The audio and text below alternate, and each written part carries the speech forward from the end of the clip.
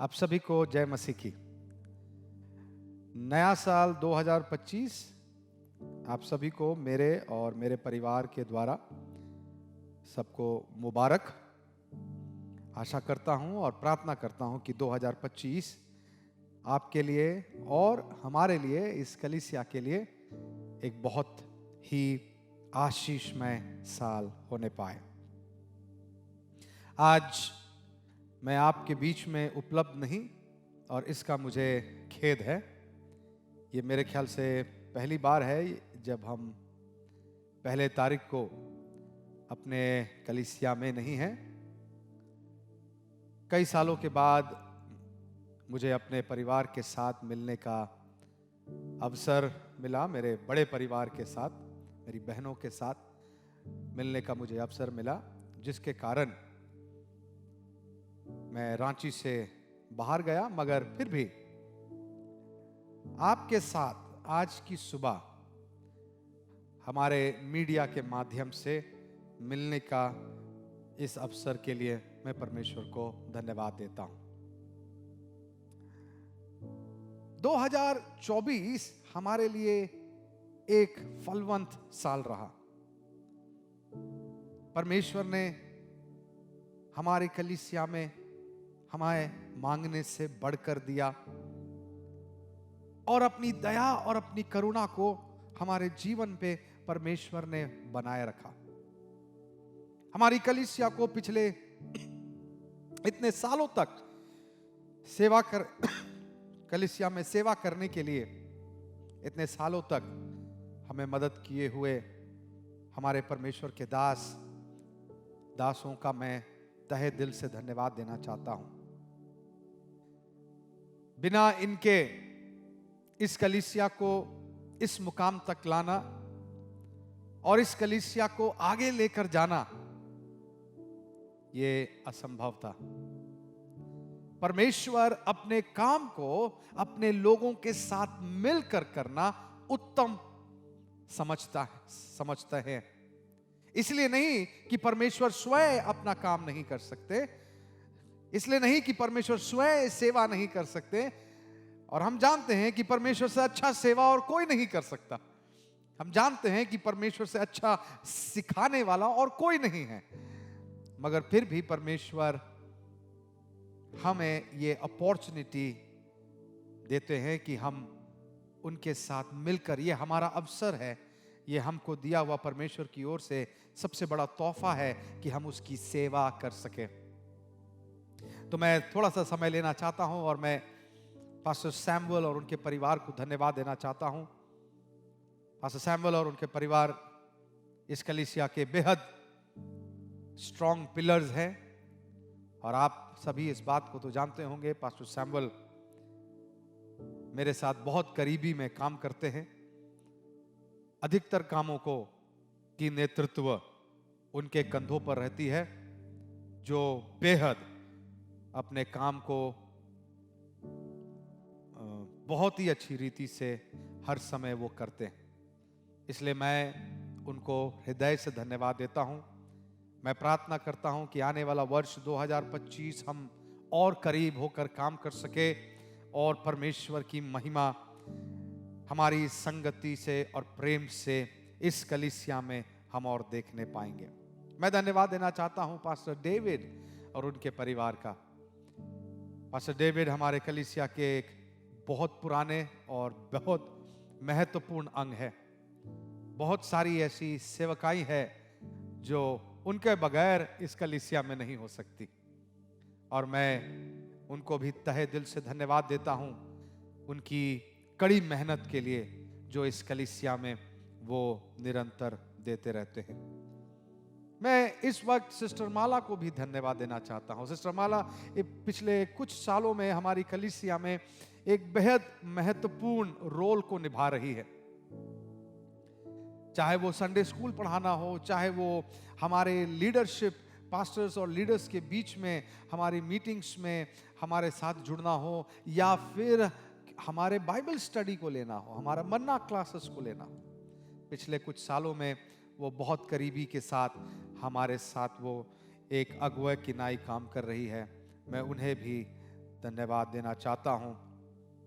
मैं पास्टर सुधाकर का धन्यवाद देना चाहता हूं। पास्टर सुधाकर, उनके परिवार मिलकर इस कलीसिया में कुछ सालों के अंदर में ही जवानों के बीच में एक जगह उन्होंने बनाया है, एक अगुवाई वो उन्हें दे रहे हैं, परमेश्वर की योजना पर उन जवानों को चला रहे हैं और बढ़ा रहे हैं। और मैंने देखा है पिछले कुछ सालों के अंदर में उनके अगुवाईपन के अधीनता में कई जवान उभर कर बाहर आए हैं। मैं परमेश्वर को धन्यवाद देता हूं उनकी लीडरशिप के लिए, उनकी सेवा के लिए, जो इस कलीसिया के साथ मिलकर वो नित्य देते हैं। वैसे हमारे बीच में धन्यवाद देने के लिए और बहुत सारे लोग हैं। हमारे वर्शिप टीम में अनेक नाम हैं और हर एक नाम को मैं नहीं इस वक्त लेना चाहता, मगर मैं ये ज़रूर बताना चाहता हूँ कि हमारे हर एक भाई और बहन जो हमारे वर्शिप टीम में इन्वॉल्व है या फिर हमारे वॉलंटियर्स टीम में इन्वॉल्व है, आप सब बहुत महत्वपूर्ण हैं और आप सभी को हृदय से भरकर मैं धन्यवाद देना चाहता हूँ, क्योंकि आप सभी के बगैर हम 2024 इतनी सुंदर रीति से पूरा नहीं कर पाते। यदि हम 2024 के बारे में बात करेंगे तो 2024 में हमने फैमिली पिकनिक को देखा और आप जानते हैं हमारा फैमिली पिकनिक 200-300 का नहीं है। कई सारे लोग इस पिकनिक में जुड़ते हैं, 10 से भी अधिक बसें हमारे साथ चलते हैं, कई प्राइवेट कार्स हमारे साथ आती हैं और सैकड़ों की भीड़ में हम पिकनिक को आयोजन हर साल करते हैं। ये बिना वॉलंटियर्स, बिना लीडर्स ये काम संभव नहीं है। पिछले साल हम लोगों ने 12-12 घंटा की आराधना इस कलीसिया में देखा और कितने लोग, आप में से कितने लोग उसमें जुड़े और आशीषित हुए। मैं परमेश्वर को धन्यवाद देता हूं उस समय के लिए। पिछले साल हमने एक बेहद सुंदर कन्वेंशन को परमेश्वर के दो दास पास्टर अतुल और पास्टर जेकब चरियन के द्वारा इस कलीसिया में एक सुंदर परमेश्वर की उपस्थिति को हमने देखा। हमने वचन से कई बातों को सीखा और परमेश्वर ने चर्च से बाहर हमें मैदान पर पहली बार कन्वेंशन को आयोजन करने के लिए 2024 में प्रभु ने सहायता किया। पिछले साल हर हफ्ता हमने कलीसिया में नए लोगों को आते हुए और जुड़ते हुए देखा। यदि हर महीना नहीं तो फिर भी अधिकतर हर महीने यहां पर बपतिस्माओं को भी होते हुए हम और आपने देखा। 2024 में हमारा कन्वेंशन तो आशीष में था ही था, मगर साथ ही साथ जवानों के लिए जो हमारी कलीसिया लाइफ अवार्ड्स करती है वो भी पहले से अधिक परमेश्वर ने आशीषित किया। लाइफ अवार्ड्स में हजारों जवान हमारे साथ जुड़े और हजारों जवानों को प्रभु का सुसमाचार और प्रभु का प्रेम बताने के लिए परमेश्वर ने हमें अवसर और मौका दिया और मैं बहुत आनंदित हूं।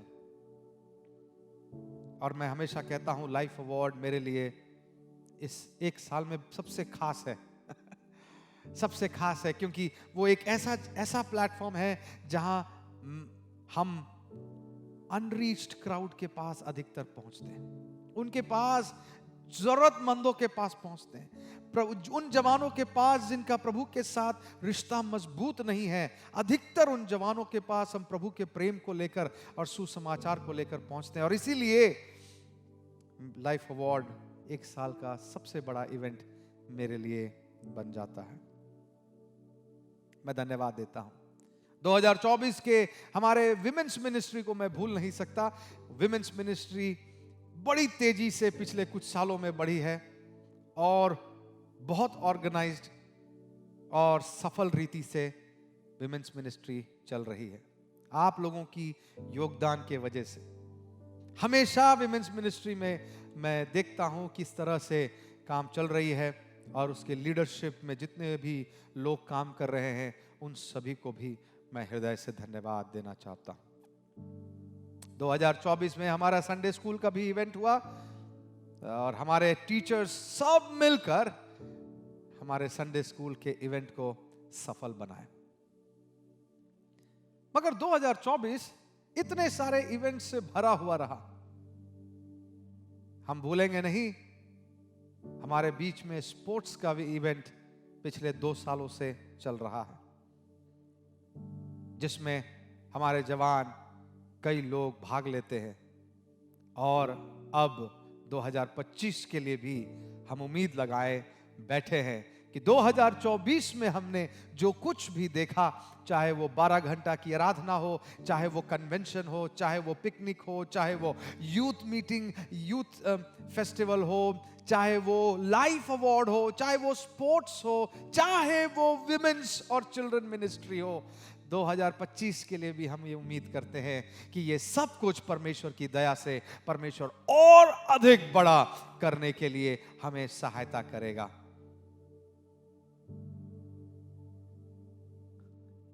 2024 हमारे लिए आशीष का वर्ष रहा, इसलिए भी क्योंकि बहुत सारे जगहों पर स्मॉल ग्रुप्स का निर्माण हुआ। छोटे छोटे समूह में हमारे जवान, हमारे परिवार और अलग अलग लोकेशंस में लोग एक दूसरे से मिलने लगे। चाहे वो नामकुम हो, चाहे वो डिबडी हो, चाहे वो बहु बाजार हो, चाहे वो चुटिया का क्षेत्र हो, लोवाड़ी का क्षेत्र हो, धुरवा हो, अनेक जगहों पर नया सराय हो, कोकर हो मुझे मालूम है मैं मिस करूंगा बहुत सारे ऐसी जगहों को, कडरू हो, ऐसे बहुत सारे जगहों पर हमारा नया स्मॉल ग्रुप आरंभ हुआ। छोटे छोटे समूह में 2024 में आप लोगों ने इसे संभव करके दिखाया, जब 2 और 3 परिवार मिलकर एक साथ शामिल हुए, कहीं 4 या 5 जवान एक साथ मिलकर शामिल हुए और एक दूसरे के लिए आपने प्रार्थना किया। ये छोटा समूह, यही आपका बल है, ये आपका अकाउंटेबल ग्रुप है। कभी इससे दूर मत होइएगा। यहां जब हम 2025 में प्रवेश कर रहे हैं, हम अपने स्मॉल ग्रुप्स को भी अपने साथ आगे 2025 में लेकर जाना चाहते हैं। हम शामिल रहना चाहते हैं, हम एक दूसरे से अकाउंटेबल रहना चाहते हैं, एक दूसरे के साथ सीखना चाहते हैं और एक दूसरे के साथ बढ़ना चाहते हैं। असीम जीवन चर्च ने पिछले 10-15 सालों में परमेश्वर की अपार करुणा को और योजना को हमने देखा है। पिछले 10 सालों में हम 10 गुना बढ़ चुके हैं और ये यदि प्रभु की दया नहीं होती तो ये संभव नहीं होता। मगर हम सिर्फ नंबर्स में बढ़ना नहीं चाहते। हमारी मंशा सबसे बड़ा चर्च कहलाना नहीं है, मगर हमारी मंशा उससे भी बड़ी है। हम चाहते हैं यदि परमेश्वर ने हमें झारखंड में रखा है तो हमारी कलीसिया झारखंड में फैल जाए और अनेक कलीसियाओं का स्थापना कर सके। वो कलीसिया मरा हुआ है जो कलीसिया लोगों को सेवा के लिए भेज नहीं सकता। वो कलीसिया खत्म हो रही है या उसमें प्राण नहीं है जो कलीसिया नए कलीसियाओं को जन्म नहीं दे रही है। और इसलिए आज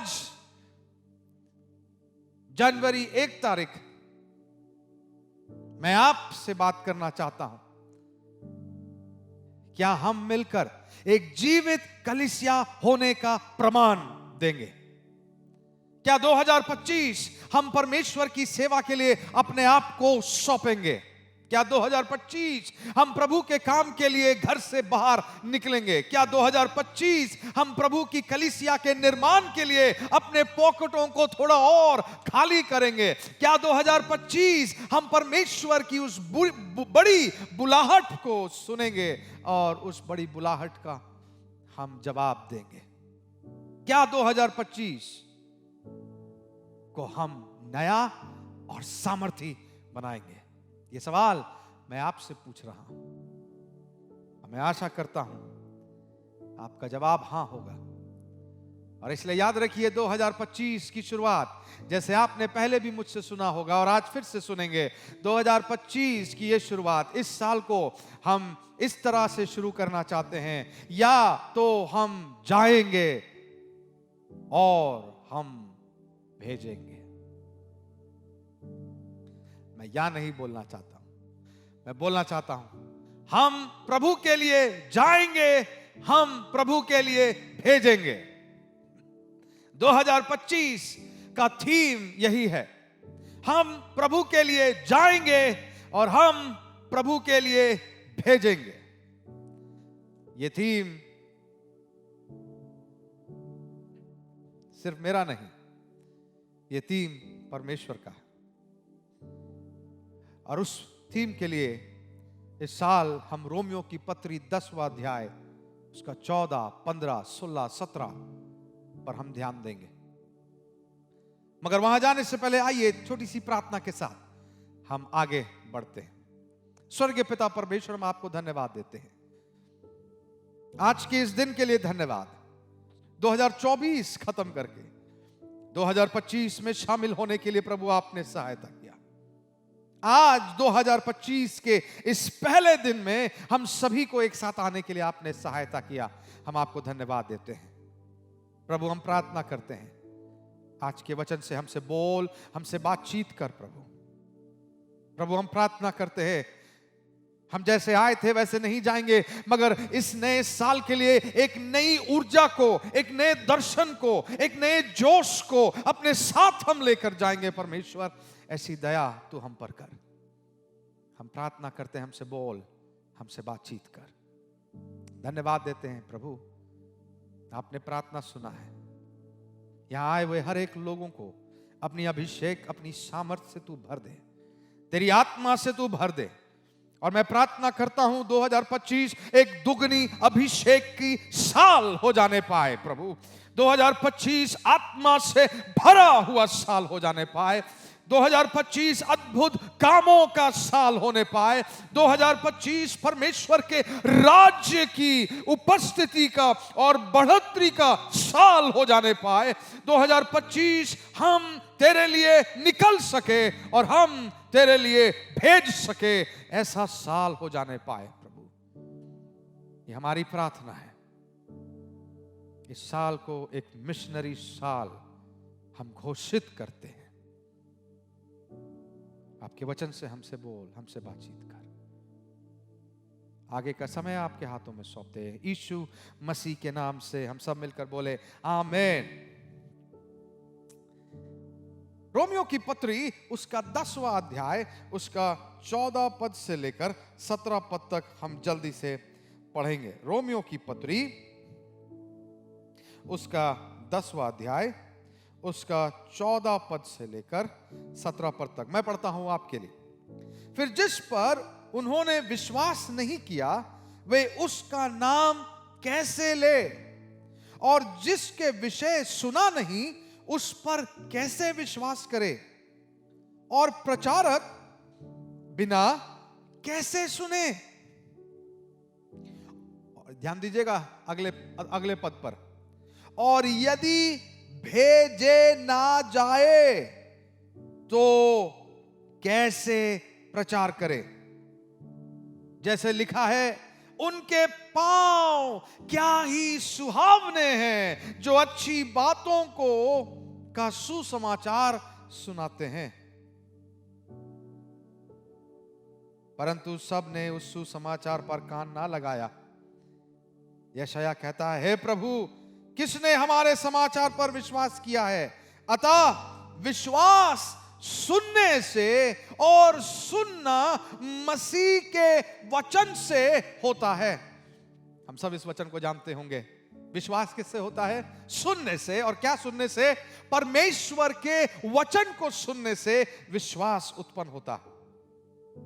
मगर ध्यान दीजिएगा 2025 का थीम रोमियो की पत्री उसका 10वां अध्याय उसके 14, 15, 16 और 17 पद से आते हैं। उसके पांव कितने ही सुहावने हैं जो सुसमाचार को लेकर आते हैं। इसलिए हम कहते हैं इस साल हम जाएंगे। अपने घरों से हम बाहर निकलेंगे, सुसमाचार जहां नहीं पहुंचा वहां तक सुसमाचार को हम पहुंचाएंगे। हम प्रार्थना से बीजों को बोएंगे, हम परमेश्वर के ट्रैक्ट से और परमेश्वर के नया नियम को देकर जगह जगह पर परमेश्वर के वचन को हम बोएंगे। हम एज अ टीम छोटी छोटी समूह में गांव गांव में हम घूमेंगे। हम परमेश्वर के साथ प्रार्थना की योद्धाओं की टीम के साथ हर एक गांव को प्रभु यीशु मसीह के नाम से प्रार्थना में जीत लेंगे। 2025 हम इसके लिए तैयार हो रहे हैं। 2025 हम इसके लिए तैयार हो रहे हैं। क्या ही सुहावने है। और एक और पद, 15 पद, यदि प्रचारक भेजे ना जाए तो कैसे प्रचार करें? हम जाएंगे, लेकिन प्रभु 2025 हम भेजेंगे। हम जाएंगे, लेकिन 2025 हम भेजेंगे भी। हम जाएंगे भी और 2025 हम लोगों को भेजेंगे भी। हम जाएंगे भी और 2025 तेरे दासों को, दासों के परिवारों को गांव गांव पर जाने के लिए, उनको रहने के लिए, उनकी सेवा की मदद के लिए हम लोगों को भेजेंगे भी। 2025 प्रभु हम ये वायदा करते हैं तुझसे, हम जाएंगे और हम भेजेंगे। हमारे जीवन को अपनी महिमा के लिए प्रभु तू उपयोग कर। क्या हम ये प्रार्थना करना चाहते हैं आज प्रभु के समक्ष? क्या हम ये वायदा करना चाहते हैं? क्यों जरूरी है ये वायदा करना? क्यों? मत्ती रचित सुसमाचार उसका ना, ये पद तो हम सबको पता होना चाहिए बाय हार्ट। मत्ती रचित सुसमाचार उसका 28वां अध्याय, उसका 19 और 20 क्या कहता है? इसलिए तुम जाओ, सारी जातियों को चेला बनाओ, उन्हें पिता और पुत्र और पवित्र आत्मा के नाम से बपतिस्मा दो और उन्हें मेरी आज्ञाओं को मानना सिखाओ। और याद रखना, संसार के अंत तक मैं सदैव तुम्हारे साथ बना रहूंगा। ये आदेश है परमेश्वर की, कमीशन। परमेश्वर ने हमें आदेश दिया, therefore go and make disciple of all nations, baptizing them in the name of Father and of the Son and of the Holy Spirit, teaching them to observe all that I have commanded you. And behold, I am with you always to the end of the age. This is the Great Commission. And you can't stay away from this. This wasn't meant for some or few people. This was meant for all of us, including you and me. 2024. Can we promise God, Lord, I will go? I mean, I don't know where, I don't know how. I am sure you will make a way for me. I will go, but I will go. And second, I will send. I will send. I was called to establish your kingdom in this earth. I was called specially among thousands and thousands of people. I was chosen and called to establish your kingdom. So I will go and I will send. There is no option to it. ये परमेश्वर का आदेश है और इसलिए इस आदेश से हम दूर नहीं रह सकते। इस आदेश को हमें पूरा करना अनिवार्य है।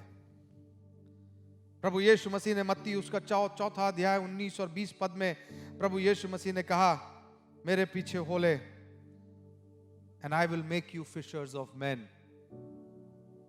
और मैं तुम्हें मनुष्य को पकड़ने वाला बनाऊंगा।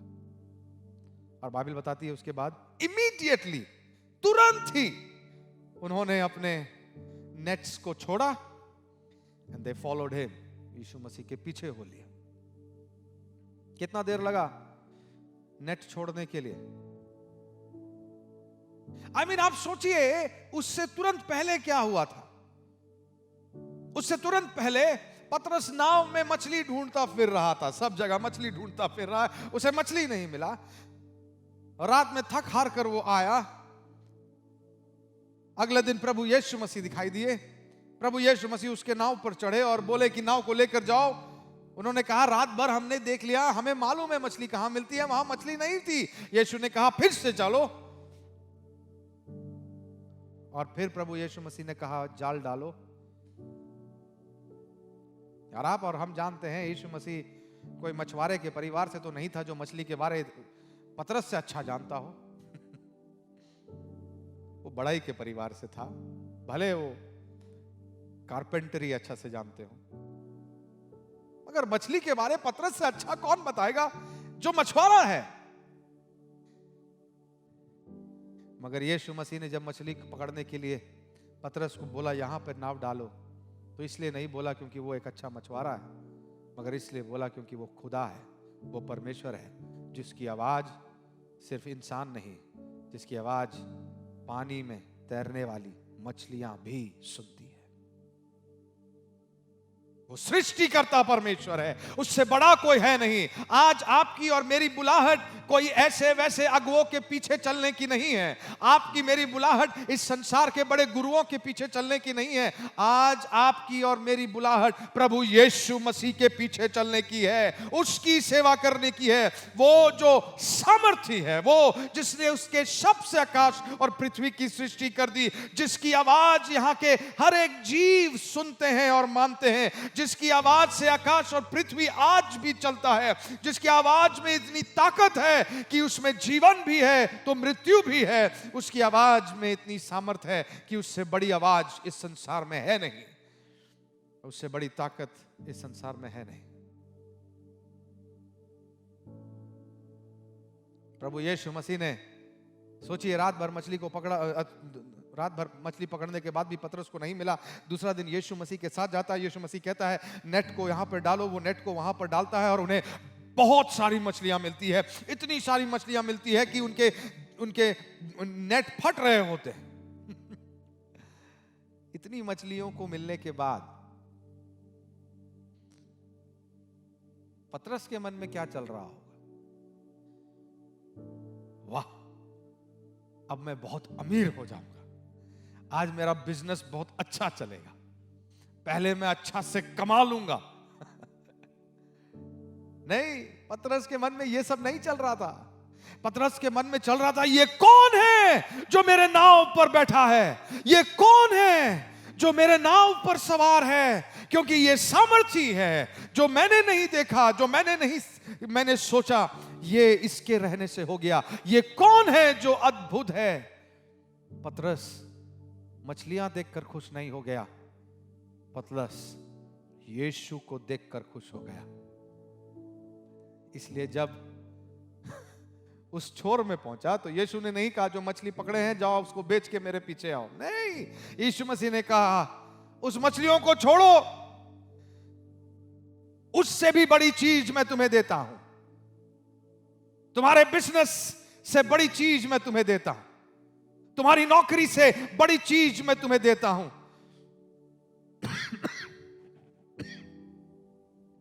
माफ कीजिए, उन मछलियों से बड़ी चीज मैं तुझे देता हूं पतरस,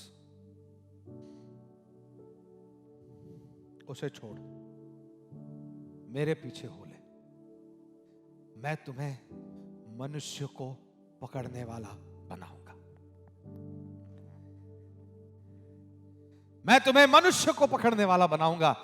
जब जब तुम मनुष्य को पकड़ोगे तुम जीवन की ओर लेकर जाओगे, सिर्फ जीवन नहीं अनंत काल के जीवन की ओर लेकर जाओगे। इससे अच्छा और कुछ नहीं है। पतरस से कहा उसे छोड़ो, उस नेट को छोड़ो और मेरे पीछे हो लो। जानते कितना देर लगा पतरस को? बाइबल बताती है तुरंत पतरस ने छोड़ा और प्रभु यीशु मसीह के पीछे हो लिया। मरकुस रचित सुसमाचार उसका 16वां अध्याय उसका 15 पद इस प्रकार से कहता है, प्रभु यीशु मसीह ने उनसे कहा, go into all the world and proclaim the gospel to the whole creation. प्रभु यीशु मसीह ने कहा, सारी जगत में जाओ और सारी जगत को सुसमाचार सुनाओ। सारी जगत में जाओ और सारी जगत को सुसमाचार सुनाओ। मैं 2025 में कह रहा हूं, यदि पूरी दुनिया नहीं तो कम से कम हमारी इस दुनिया, हमारा ये शहर, हमारा ये गांव, हमारा ये जिला, तो कम से कम हम प्रभु के लिए पहुंच सकते हैं। प्रभु यीशु मसीह ने अपने चेलों से कहा, सर्वप्रथम तुम यरूशलेम से शुरू करना और फिर यहूदिया, समरिया और संसार के छोर छोर तक मेरी सुसमाचार का प्रचार करना। मगर सर्वप्रथम तुम यरूशलेम से शुरू करना, अपने गांव से, अपने घर से, अपने जिले से, अपने देश से शुरू करो और फिर सारे जगत पर उसके सुसमाचार को लेकर पहुंच जाओ। 2025 हम पहुंचना चाहते हैं। हम महाआदेश को पूरा करना चाहते हैं। लूका रचित 15 उसका 7 इस प्रकार से कहता है, जब एक पापी मन फिराएगा तो स्वर्ग में बहुत आनंद मनाया जाता है। स्वर्ग आनंदित होता है एक पापी के मन फिराने से। यूहन्ना रचित सुसमाचार 15 उसका 16 और 17 इस प्रकार से कहता, मैं पढ़ देना चाहता हूं आपके लिए। यूहन्ना 15 16 और 17, तुमने मुझे नहीं चुना परंतु मैंने तुम्हें चुना है और तुम्हें नियुक्त किया है कि तुम जाकर फल लाओ। क्या के लिए नियुक्त किया परमेश्वर ने? क्या के लिए चुना परमेश्वर ने? You did not choose me, but I chose you and appointed you that you should go and bear fruit.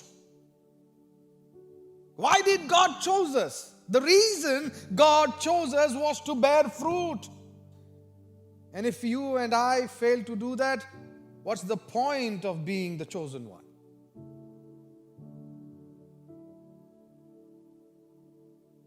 इससे क्या फायदा होगा कि प्रभु ने हमें जाना और हमें चुन लिया यदि हम फलदायक नहीं हो पा रहे हैं। तुमने मुझे नहीं चुना परंतु मैंने तुम्हें चुना है और तुम्हें नियुक्त किया है कि तुम जाकर फल लाओ और तुम्हारा फल बना रहे, कि तुम मेरे नाम से जो कुछ पिता से मांगो वो तुम्हें दे। जो कुछ मेरे नाम से मांगो मेरा पिता तुम्हें दे। इन बातों की आज्ञा मैं तुम्हें इसलिए देता हूं कि तुम एक दूसरे से प्रेम रखो। कितनी सुंदर वचन है। So whatever you ask the Father in my name, He will give it to you. मैंने तुम्हें चुना है ताकि तुम फल लाओ, बहुतायत से फल लाओ, वो फल तुम में बने रहे।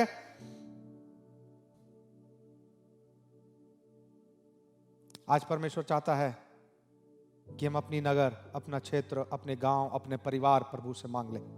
2025 प्रभु हम मांगेंगे। 2025 हम मांगेंगे, हम अपने परिवार को तुझसे मांगेंगे। हम 2025 अपने गांव को तुझसे मांगेंगे। तूने जो आदेश दिया है उस आदेश को पूरा करने के लिए हम तुझसे मांगेंगे। हम मांगेंगे क्योंकि तू मांगने वालों को देने वाला परमेश्वर है। बाइबल बताती है जो कुछ तुम पिता से मांगोगे वो तुम्हारे लिए पूरा करेगा। और इस कलीसिया में इतने दिन में तो आप समझ गए होंगे जो कुछ का मतलब ये होता है कि जो कुछ भी हम परमेश्वर के हृदय के अनुसार मांगेंगे वो पूरा होगा। और आप क्या सोचते होंगे परमेश्वर के हृदय में क्या है? परमेश्वर का हृदय में यह है, जब एक पापी मन फिराता है स्वर्ग आनंदित होता है। परमेश्वर आनंदित होता है। आइए मिलकर हम परमेश्वर के राज्य को इन दिनों में स्थापित करेंगे। मगर इसके लिए हम करेंगे कैसे? इसके लिए हम जाएंगे कैसे? प्रेरितों के काम उसके पहला अध्याय और 8वां पद में कहता है, You will receive power when Holy Spirit will come upon you, and you will be my witness in Jerusalem and in all Judea, Samaria and ends of the earth.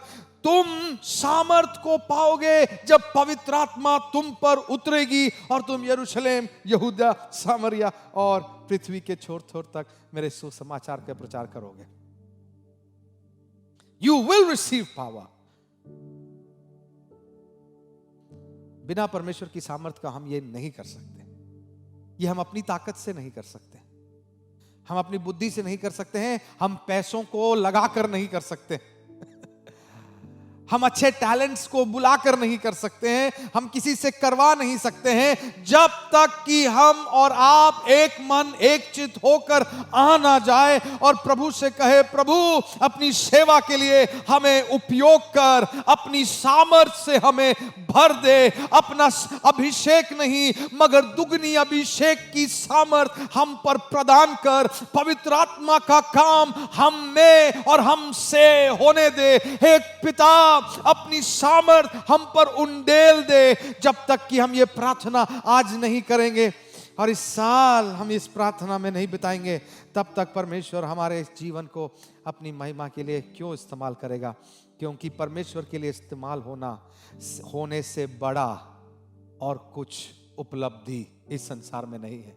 उसका मतलब यदि आप परमेश्वर के लिए 2025 में उपयोग होते हैं तो इसलिए नहीं कि आपके पास समय था और आपने कुछ प्रभु को दिया, मगर यदि आप उपयोग होते हैं तो समझिएगा प्रभु ने मुझ पर दया किया है, मुझ पर अनुग्रह किया है कि मैं उसके नाम के लिए 2025 में उपयोग हो सकता हूं। और बाइबल बताती है यदि तुम उपयोग होना चाहते हो तो सर्वप्रथम परमेश्वर के समीप में आओ और कहो, मुझे अपनी आत्मा की सामर्थ से भर दे।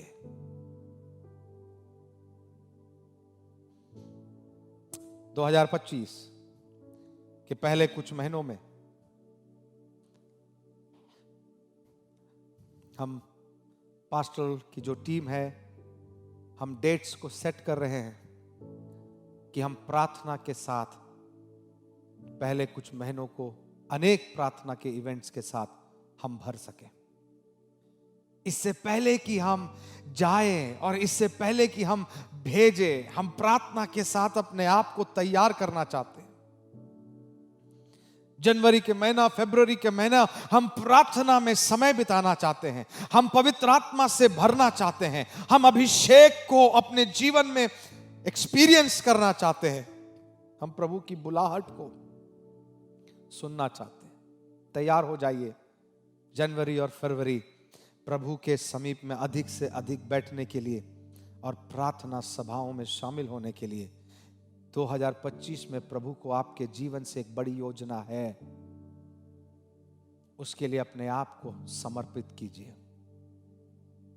जो पिछले साल नहीं हुआ वो इस साल हो सकता है और होगा यदि हम अपने आप को समर्पित करें और उसकी बुलाहट को सिद्धता से मानने वाले हो जाएं।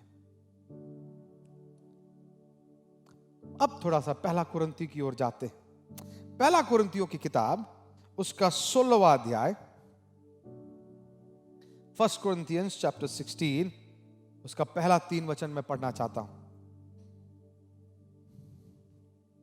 अब उस चंदे के विषय में जो पवित्र लोगों के लिए किया जाता है, जैसे आज्ञा मैंने गलातियों की कलीसियाओं को दी, वैसे ही तुम भी करो। सप्ताह के पहले दिन तुम में से हर एक अपनी आमदनी के अनुसार कुछ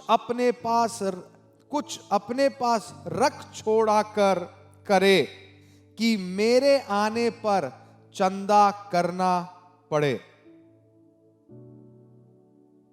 और जब मैं आऊंगा तो जिन्हें तुम चाहोगे उन्हें मैं चिट्ठियां देकर भेज दूंगा कि तुम्हारा दान यरूशलेम पहुंचा दे।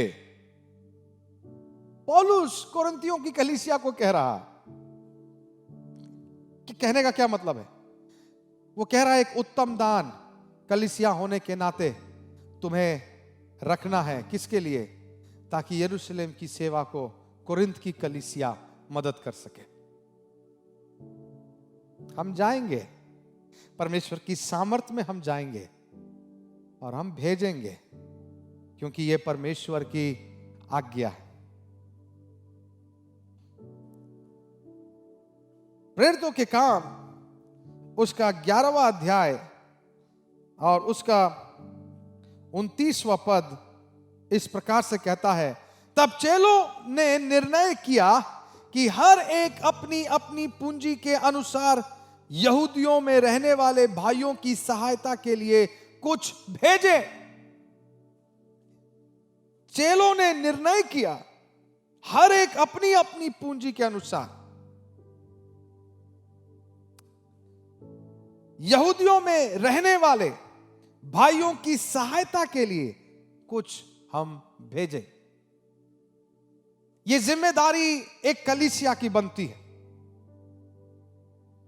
कि हम अपने भाइयों के लिए और अपनी कलीसिया के लिए और कलीसिया के निर्माण के लिए हम एक उत्तम दान उनके लिए भेज सके।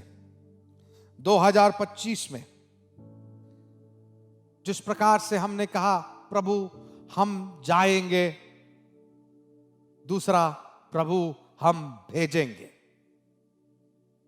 एक कलीसिया होने के नाते यदि एक कलीसिया लोगों को भेजना नहीं जानता है सेवा के लिए, तो वो कलीसिया जीवित नहीं। जीवित कलीसिया का चिन्ह यह है कि वो सेवा के लिए भेजना भी जानता है। आज सेवा में उतरने के लिए हमारे जवान और कई परिवार डरते हैं। उसका कारण एक ये भी है कि कई बार परमेश्वर की कलीसियाएं इनका सही देखभाल नहीं कर पा रही।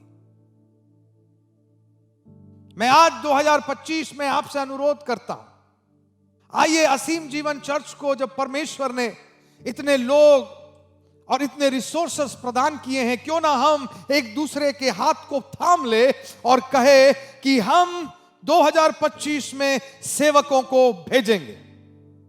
उनकी जरूरत का चिंता हम करेंगे ताकि उन्हें चिंता ना करना पड़े, वो सेवा कर सके। उनकी जरूरतों का, उनकी आवश्यकताओं का, उनकी परिवारों की जरूरत को हम असीम जीवन एक साथ मिलकर इसे पूरा करेंगे। 2025 के लिए अपने आप को हम तैयार करें। मेरी ये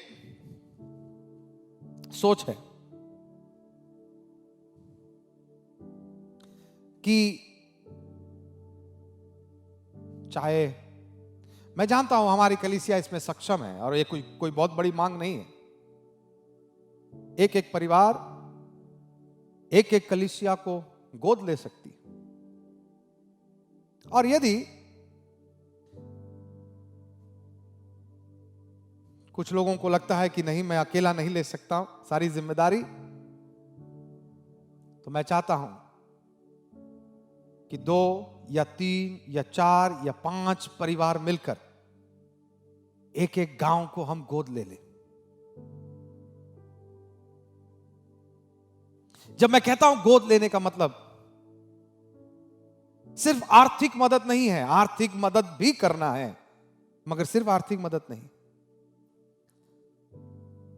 मगर वहां जाने का काम, उस एक गांव में निरंतर उन सेवकों को फोन करने का काम, उनके लिए प्रार्थना करने की जिम्मेदारी, उनके गांव में जाकर उनके साथ समय बिताने की जिम्मेदारी, साल में हर महीना नहीं भी तो कम से कम 3-4 बार, कुछ लोग उससे ज्यादा जा सकेंगे, वहां पर बाइबल शिक्षा देने की जिम्मेदारी, उन सेवकों के साथ एक दिन प्रार्थना में बैठने की जिम्मेदारी, उनको आत्मिक रीति से प्रोत्साहन करने की जिम्मेदारी, ये हमें उठाना पड़ेगा। ये जिम्मेदारी पूरी कलीसिया की है, एक लीडर की नहीं, और ना 2-4 लीडर को मिलकर ये कर सकते हैं। ये हम सब का काम है, क्योंकि महान आदेश एक जन को नहीं दिया गया था या हमारे साथ कुछ लोगों को नहीं दिया गया, महान आदेश पूरे कलीसिया को दी गई है, आप सभी को दिया गया है। मैं पूछना चाहता हूं, क्या आप गोद लेंगे? हमारी कलीसियाओं का लिस्ट इन दिनों में हमारे पास कलीसिया हरदाग में है, पास्टर राजकुमार, घाघरा में है सिस्टर ललिता, नामकुम में है पास्टर अनिल भगत, सीकेपी में है सिस्टर सीमा असिन, और भी कुछ भाई लोग उनके साथ जुड़े हुए हैं। मलार में है कतरीना और भाई नवल, और भी सिस्टर सुमन, और भी लोग उनके साथ जुड़े हुए हैं। बेड़ो में है भाई बहादुर, संजय भी उसके साथ मदद करता है। गुमला में भाई पंकज, गुमला नई सेवकाई है, नई शुरुआत है। लोहरदगा में सिस्टर अनिता और भाई तितरू भी जाते हैं और वहां सेवा की मदद करते हैं। झरिया में पास्टर मसीदास, पास्टर अनिल होरो, दोनों मिलकर उस सेवा को चला रहे हैं। धुरवा में पास्टर आनंद सेवा कर रहे हैं। खूंटी में पास्टर बिरसा सेवा कर रहे हैं। कुरुमगढ़ में पास्टर सुभाष सेवा कर रहे हैं। करीब 15 सेवक लोग इस वक्त काम कर रहे हैं। करीब 12 कलीसियाओं का नाम मैंने अभी पढ़ा। हमारी उम्मीद है और हमारी परमेश्वर से नम्र प्रार्थना है 2025 में प्रभु ये 12 22 में बदल जाए। हम 10 और कलीसिया मांग रहे हैं प्रभु से, 100 नहीं मांग रहे हैं, 10 मांग रहे हैं। मुझे मालूम है 10 आसान नहीं है, मगर मुझे मालूम है हमारे पास जो परमेश्वर है वो सामर्थी है। मैं जानता हूं हमारे पास जो परमेश्वर है वो हमारी सोच से बढ़कर काम करता है, हमारे मांगने से ज्यादा हमें देता है। मैं जानता हूं और मैं ये भी जानता हूं कि ये कलीसिया की स्थापना, सेवा और मरते डूबते लोगों तक पहुंचने की इच्छा आपसे ज्यादा, मुझसे ज्यादा परमेश्वर की है। और इसलिए मुझे मालूम है कि यह संभव है। क्या हम अपने हाथों को मिलाएंगे? क्या हम इस सेवा में अपने हाथों को मिलाएंगे? क्या हम जाएंगे? क्या हम भेजेंगे? प्रभु से कहे, प्रभु मैं जाऊंगा। प्रभु से कहे, प्रभु मैं भेजूंगा। You can say with me, Lord, I will go. And Lord, I will send. You may not know how now, but it's okay. Let's commit your life to God and say, Lord, 2025, I will go to proclaim your name. I've been called, specially chosen for this work, to glorify your name.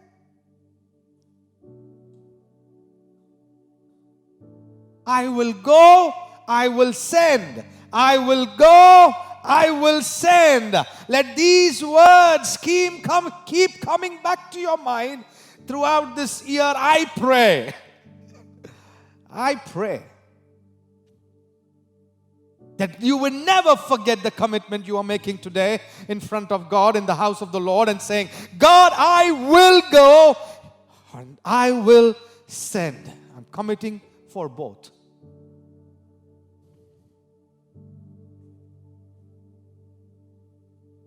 Galatians chapter 6 verse 6, let me read that for you. गलातियों की किताब उसका 6 और 6 पद इस प्रकार से कहता है, जो वचन की शिक्षा पाता है वह सब अच्छी वस्तुओं में सिखाने वाले को भागी करे। जो वचन की शिक्षा पाता है वह सब अच्छी वस्तुओं में सिखाने वालों को भागी करे। इंग्लिश में मैं पढ़ना चाहता हूं इसे। गैलेशियंस 6:6 इस प्रकार से कहता है, those who are taught the word must share in all good things with their teacher. जो लोग वचन को सीखते हैं वो सिखाने वाले के साथ भागीदार बने। बाइबल बताती है। मैं आखिरी पद पढ़ के समाप्त करूंगा। फिलिपियों की पत्री चौथा अध्याय, उसका 14 से 16। फिलिपियों की पत्री चौथा अध्याय 14 से 16। तो भी तुमने भला किया कि मेरे क्लेश में मेरे सहभागी हुए। हे फिलिपियो, तुम आप भी जानते हो कि सुसमाचार प्रचार के आरंभ में जब मैं मकीदुनिया से विदा हुआ, तब तुम्हें छोड़ और किसी मंडली ने लेने देने के विषय में मेरी सहायता नहीं की। इसी प्रकार जब मैं थिस्सलुनीके में था, तब भी तुमने मेरी घटी पूरी करने के लिए एक बार क्या वरन 2 बार कुछ भेजा था। यह नहीं कि मैं दान चाहता हूं, परंतु मैं ऐसा फल चाहता हूं जो तुम्हारे लाभ के लिए बढ़ता जाए। देखिए क्या क्या कह रहा है पौलुस यहां पर। कैसा लग रहा होगा उस कलीसिया को जब पौलुस उनकी तारीफ कर रहा है। जब किसी ने नहीं भेजा, तुमने एक बार नहीं मगर 2 बार अपने दान को भेजकर प्रभु की सेवा में हाथ बटाया। पौलुस कहता, मैं इसलिए ये नहीं कह रहा हूं कि मुझे तुमसे और दान चाहिए, नहीं, मगर पौलुस कहता मैं इसलिए तुमसे कह रहा हूं क्योंकि ये फल तुम्हारे लाभ के लिए है। मेरी लाभ नहीं, तुम्हारे लाभ के लिए है। इसका प्रतिफल तुम्हारा स्वर्ग पिता स्वर्ग राज्य में अनंत काल तक तुम्हें प्रदान करेगा। मेरे प्रियो, आइए हम इस 2025 के साल को एक मिशन के साल में बदल दें। आइए 2025 हम सब एक मिशनरी बन जाए। आइए 2025 हम सब जाने की इच्छा रखें और आइए 2025 हम परमेश्वर के आदेश को पूरा करने का साल बन जाए। इसलिए तुम जाओ, सारी जातियों को मेरा चेला बनाओ। इसलिए तुम जाओ। आज प्रभु आप में से कुछ लोगों से बात कर रहा है। इसलिए तुम जाओ, हे जवान जाओ, हे जवान जाओ। हे परिवार के कई परिवारों से प्रभु बात कर रहा है और कहना चाहता है, हे परिवार धीरज बांधो, विश्वास करो, बाहर निकलो, जाओ, सेवा के लिए जाओ। प्रभु बुला रहा है। हमने उस वचन को पढ़ा था जो इस साल का हमारा थीम वचन है। मैं उसको पढ़कर फिर से समाप्त करना चाहता हूं। रोमियो की पत्री उसका 10वां अध्याय उसका 14 पद से आगे। मैं चाहता हूं सभी कोई ध्यान से सुनिएगा। इस साल का इस वर्ष का वचन है हमारा ये। फिर जिस पर उन्होंने विश्वास नहीं किया, वे उसका नाम कैसे लेंगे? संसार के प्रति बोला जा रहा है। और जिसके विषय में सुना नहीं, उस पर कैसे विश्वास करेंगे? और प्रचारक बिना कैसे सुनेंगे? और यदि भेजे ना जाए तो कैसे प्रचार करेंगे? जैसे लिखा है, उनके पांव, जाने वाले के पांव क्या ही सुहावने हैं जो अच्छी बातों का सुसमाचार सुनाते हैं।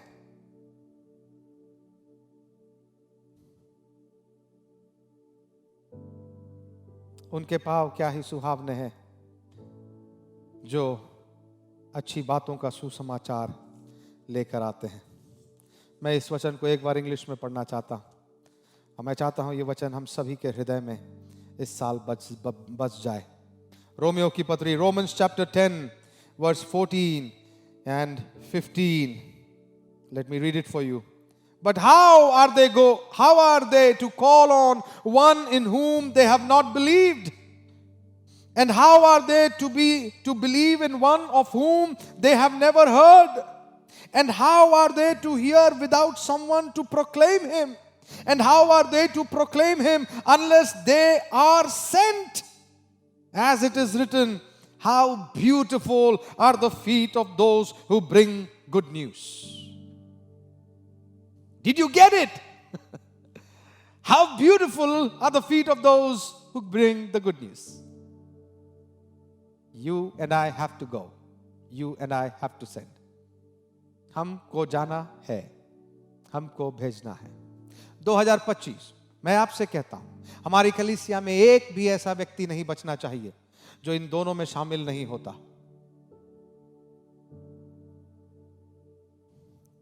हमारी कलीसिया में, मैं फिर से कहता हूं, 2025 हमारी कलीसिया में एक भी ऐसा व्यक्ति नहीं बचना चाहिए जो 2026 में कहे कि मैं सेवा के काम में एक बार भी नहीं गया, और जो 2026 में कहे कि मैं 2025 में एक बार भी किसी को नहीं भेजा, मिशंस में मैंने योगदान नहीं दिया, या मिशन में मैं खुद नहीं गया, ये दोनों काम मैं नहीं किया, ऐसा एक आदमी भी इस कलीसिया से बचना नहीं चाहिए। मैं चुनौती देता हूं, यदि हमारा कलीसिया जो करीब करीब 1000 लोगों का है, यदि 1000 लोग मिलकर ये वाचा एक दूसरे से बांध लेंगे और प्रभु के सामने आज ये वाचा बांधेंगे कि प्रभु हम जाएंगे, हम भेजेंगे, जरा सोच कर देखिए, 1000 लोग पूरे वर्ष 2025 में यदि जाएंगे और भेजेंगे तो ना जाने कितने सैकड़ों लोग को हम प्रभु के राज्य में आते हुए देखेंगे। मैं विश्वास करना चाहता हूं हम मिलकर 2025 में 10 कलीसियाओं का निर्माण करेंगे प्रभु की मदद से। मैं विश्वास करना चाहता हूं कि हमारी कलीसिया एक मन और एक चित होकर इस काम को अंजाम देगी। और मैं विश्वास करना चाहता हूं कि इस वक्त जब मैं आपसे बात करता हूं, परमेश्वर की आत्मा आपके मनों को और आपके हृदयों से बात कर रही है। मैं विश्वास करना चाहता हूं कई जवानों के अंदर प्रभु अपनी बुलाहट को डाल रही है। जिस तरह पतरस को प्रभु ने कहा, नेट छोड़ो मेरे पीछे हो लो, आप में से कुछ लोगों को प्रभु कह रहा है प्रभु की सेवा करने की बुलाहट से बड़ी और अच्छी जगह नहीं है। मैं विश्वास करना चाहता हूं कई परिवार सेवा में निकलेंगे, और मैं विश्वास करना चाहता हूं कि हम में से हर एक लोग सेवा की योगदान के लिए अपने आप को 2025 में और अधिक सौंपेंगे। आइए हम प्रार्थना करेंगे। स्वर्गीय पिता परमेश्वर, जब मैं प्रार्थना करता हूं, मैं चाहता हूं कि हर एक व्यक्ति मेरे साथ मिलकर प्रार्थना करे। मैं चाहता हूं हर एक व्यक्ति अपना दाहिना हाथ अपने हृदय की ओर रखेंगे और मेरे साथ मिलकर प्रार्थना करेंगे।